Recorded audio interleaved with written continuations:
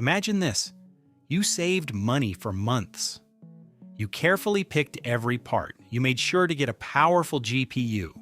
You build the system. You launch the game. You expect 200 frames per second, but you see 140. You open the performance overlay. GPU at 65%. CPU at 95%. Then you see a comment, bottleneck. Now you're thinking, did I choose the wrong combo? Today we're clearing this up. By the end of this video, you'll know what a bottleneck really is, when it matters, when it doesn't, how to properly combine CPU and GPU, and how reliable bottleneck calculators actually are. So what is a bottleneck? It's simply when one component prevents another from reaching its full potential. It's not damage. It's not a malfunction. It won't burn your GPU. It's a balance issue. The GPU renders frames. The CPU prepares instructions for those frames. If the CPU can't prepare them fast enough, the GPU waits. If the GPU waits, FPS drops. That doesn't mean your system is bad. It means it's unbalanced for that workload. Now imagine you're building a PC. You have a Ryzen 5 5600, 16 gigabytes of RAM, and a mid-range motherboard. Then you find an RTX 4080 at a serious discount. Normally, you couldn't afford it. Now you're asking, will my CPU be enough? Am I wasting money? Should I check a calculator? The answer depends on resolution and game type.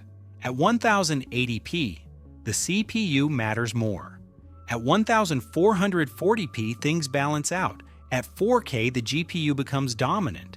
At lower resolutions, the GPU renders frames very quickly. If the CPU can't keep up, the GPU waits. At higher resolutions, the GPU naturally takes longer per frame, giving the CPU more time. So Ryzen 5 5600 Plus, RTX 4080 may hit a CPU limit at 1080p, but at 4K it can run surprisingly balanced. Same hardware, different workload, different result. Now let's talk about bottleneck calculators. You enter Ryzen 5 5600 and RTX 4080 at 1080p. Maybe it shows 28%. Switch to 1440p. It drops. Switch to 4K. It drops even more. Did your CPU get stronger? No. The workload changed. Calculators don't know the game engine. They don't know optimization quality. They don't measure real frame time behavior.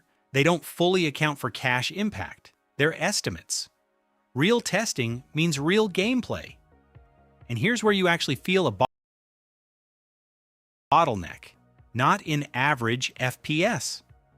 You feel it in sudden drops, low 1% lows, micro stutters, and inconsistent camera movement. In esports games, this becomes obvious because you're targeting very high FPS. But in 4K single-player games, a GPU limit is usually smoother and more stable. This isn't just about FPS. It's about consistency. If your CPU is at 98% and GPU at 65%, you're CPU limited. If your GPU is at 98% and CPU lower, that's a healthy GPU limit.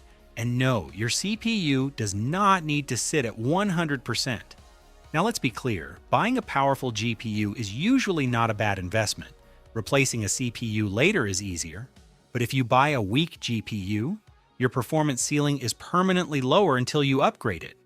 A high-end GPU with a mid-range CPU may hit a limit short-term, but long-term, you keep flexibility. Think about upgrade path, not perfect balance.